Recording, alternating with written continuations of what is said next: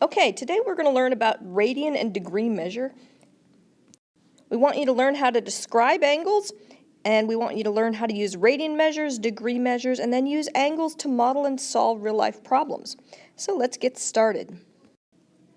So first of all, let's talk about what an angle is. An angle is determined by rotating a ray about its end point. So a ray, if you remember from geometry, has a beginning point, and it's its end point, and it extends out to infinity. Okay?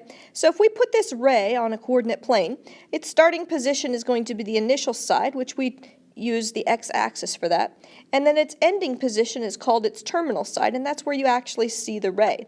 The end point of the ray is the vertex of that angle. So the angle is typically measured between the x-axis and that ray. Okay, so if we're looking at a coordinate plane,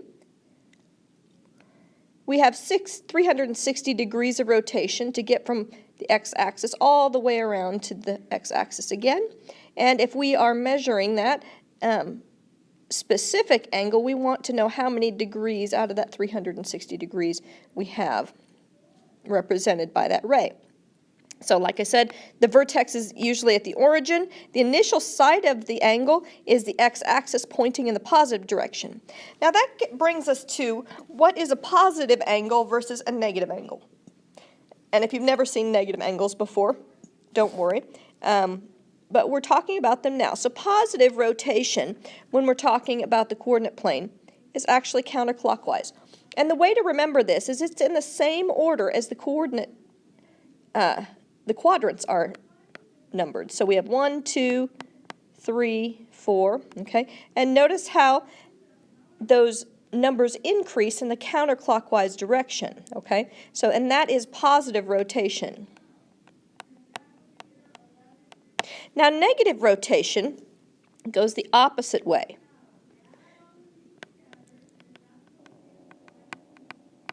Okay, so our negative angles will be measured in the clockwise direction, okay, and positive angles will be measured in the counterclockwise direction. Now that brings us to another term, and that is called coterminal angles. Now these are angles with the same initial and terminal sides, and you say, well, how on earth could that happen? Well, let's say we keep rotating around 360 degrees, and we get to this point again, okay? So at this point, we've got another angle, and it is 360 plus 56.31, which gives us a total of 416.31 degrees.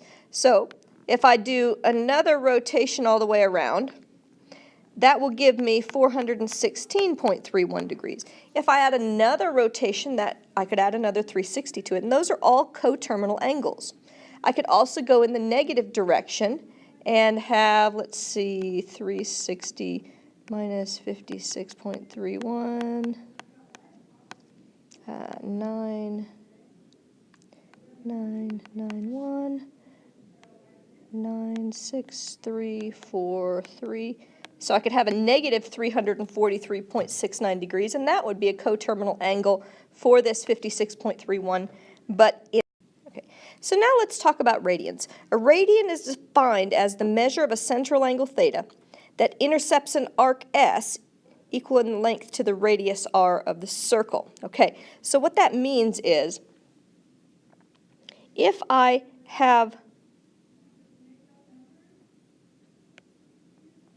an arc here,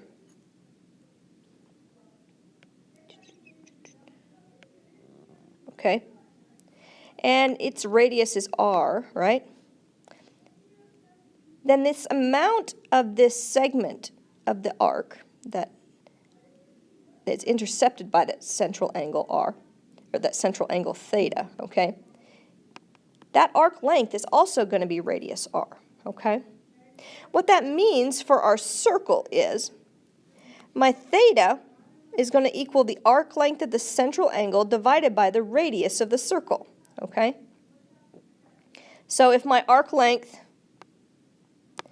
is 4 and my radius is 2, right, then my angle is going to be 2 radians, okay?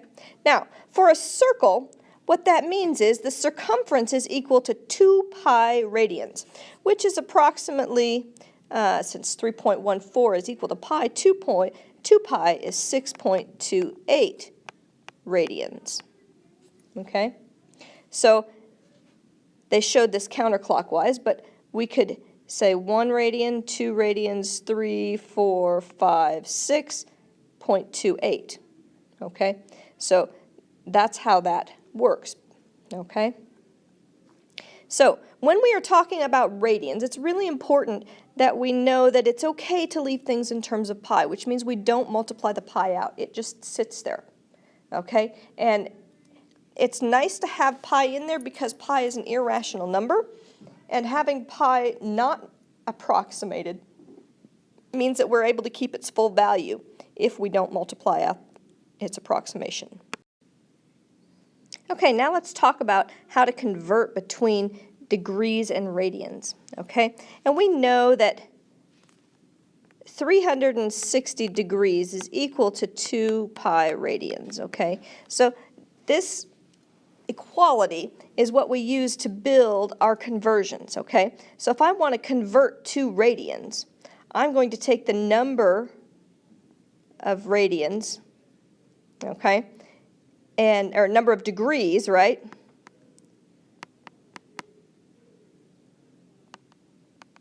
And multiply that by pi radians over 180 degrees, okay? If I want to find the number of degrees, I'm going to take, or the number of degrees, I'm going to take the number of radians times 180 over pi radians, okay? So this is what it looks like. Say I've got 30 degrees, and I want to know what is that in radians, right? Well, the radians will equal pi radians times 180 degrees, or divided by 180 degrees, times 30 degrees, okay? So now 30 goes into 186 times, right? So this is going to end up being pi over 6 radians, okay? If I want to do something, let me move this up a little bit, like finding how many degrees are in 5 pi over 4 radians, right? Well, I'm going to do the opposite. So the number of degrees will equal 180 degrees over pi radians times 5 pi over 4 radians. Now, we notice the radians will cancel, the pi's will cancel. And we can multiply out 180 times 5 and divide by 4. Or I can do 2 and 90. 90 times 5 is 450. Divided by 2 is 225 degrees. Okay? So these types of conversions are what we use to create this chart right here. Now this chart right here shows all the common degree measurements and their corresponding radian measurements, okay? So let's look and see what that looks like on a coordinate plane. We'll look and see what that looks like here in a minute, but let's practice some conversions first. So when I want to convert to degrees, it's really important to remember what I want is going to be what's on top of my conversion factor. So since I want degrees, degrees goes on top, and 2 pi radians, pi radians goes on the bottom, okay? Then my pi's can cancel out. 3 goes into 186 times, 60 times, and 2 times 60 is 120 degrees. Same thing with this one. I'm going to put 180 degrees on top, pi radians on the bottom. Pi's cancel out. 180 times 3 divided by 2 is going to give me, divided by 7 is going to give me 77.14 degrees approximately. Pi over 9, again, times 180 over pi. I want my degrees on top because I'm converting to degrees. And so that's going to be 20 degrees. When I convert to radians, I want the pi radians on top. Okay? So 180 is going to go on the bottom. So we're going to use our fraction button a lot on this. So 26, hit your fraction button, 180. And that will give me 13 pi over 90 radians. Kind of weird, I know, but it's really easy if you use the not-so-smart calculators with the fraction button. So again, we're going to put pi on top. We want radians. Degrees on the bottom, so they'll cancel out. So 117 over 180, and that's 13 pi over 20 over 180 again. So 324, hit your fraction button over 180, and I will convert this one to an improper fraction, so this is 9 pi over 5 radians. Okay? So I hope that gives you a little bit of an idea of how to do this. Now let's talk about arc length. Now arc length, when we defined radians, we defined it as the length necessary to equal the radius of the arc that intercepts this circle, okay? So when we are dealing with measuring arc length, because arc length is what we use to define radians, arc length angle measure must be in radians, okay? Very important. Arc length S, so S is our arc length, is going to equal a radius r times the angle theta, and theta is going to be in radians. So if we want to know the arc length of a circle with radius 3 meters and an angle of pi over 9 radians, then S is going to equal 3 times pi over 9. Well, 3 goes into 9 3 times, so that is pi over 3 radians. Okay? No, sorry, not radians. Pi over 3 meters. Meters, not radians. Okay, which brings into account the fact that I should have put units on here. Okay?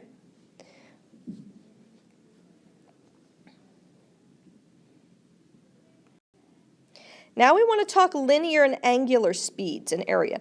Now linear speed in a circle, this is what we want to think about with a carousel. This really helps explain it. So with a carousel, you're thinking about how fast is that horse on the outside going versus the horse on the inside, okay?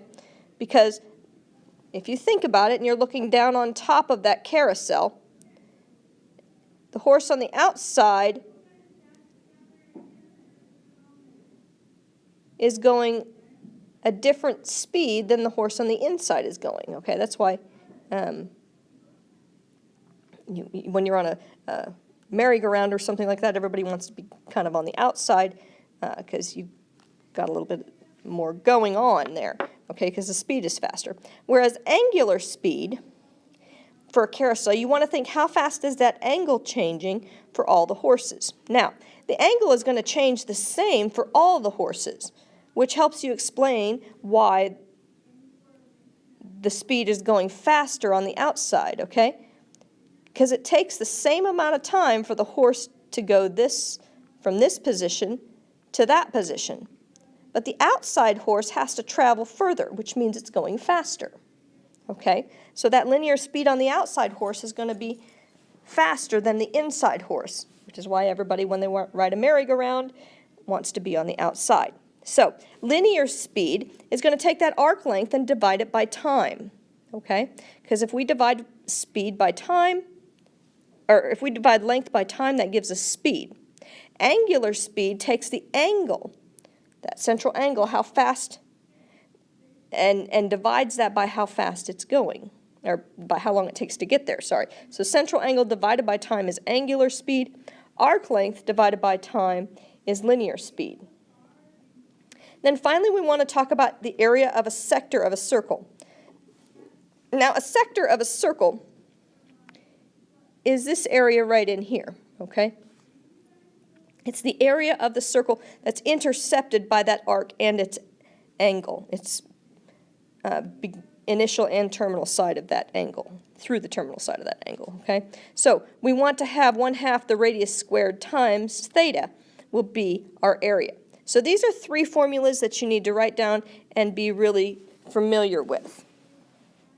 So let's talk about this example. A car's rear windshield wiper rotates 125 degrees. The total length of the wiper mechanism is 25 inches, and it completes its rotation in 2 seconds. And we want to know what is the linear speed. Okay, so linear speed was V equals S over T, right? And it completes its rotation in 2 seconds, right? And we want to know, it goes through 125 degrees, right? So we need to know the arc length of that, first of all. Now, when we look at this, we see we also need S, right? We need that arc length. So we remember that S equals R theta, right? But we also know that we need our theta to be in radians. So we need to take 125 degrees and multiply it by pi over 180 to convert that.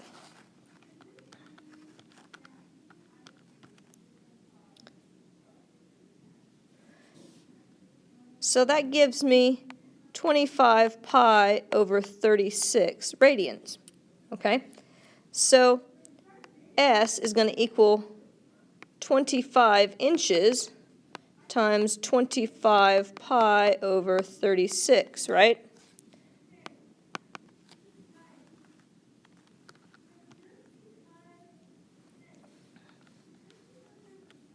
Which means I have 625 pi over 36 inches that thing travels, which is approximately 54.5 inches, okay? So my speed is going to be 54.5 inches for every 2 seconds, right?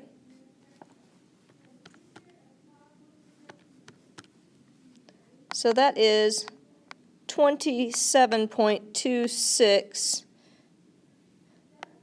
inches per second, right? That's the speed that the end of that wiper blade is going, okay? So that's the end of the wiper blade. Now we have the angular speed. W equals theta over T, right? So this is the angle, the speed that the angle is changing, and our theta is still 25 pi over 36, and we're dividing that by T, which was 2 seconds. So 25, 36 divided by 2 is 25 pi over 72 radians per second, okay? So that's approximately 1.09 radians per second. We want to know the area that it wipes, and I'm just going to assume that the wiper blade takes up that whole rotation just for ease of everything, because I don't want to get more complicated on this video. So remember, our area is going to equal 1/2 pi r squared theta. So 1/2, it'd help if I could write properly, pi. My radius is 25 squared, and theta was 25 pi over 36. Okay? So 0.5 times 3.14 times 25 squared times 25 times another pi, all of that divided by 36.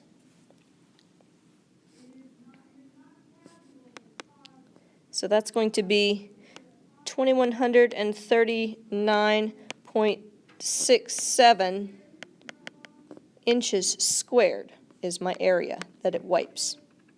Okay? So hopefully this has helped you make a little bit more sense of these problems. Again, we'll do many more in class. So today we've learned how to describe angles, how to use radian measure and degree measure, how to convert between the two, how to use angles to model and solve real-life problems. We've talked about linear speed.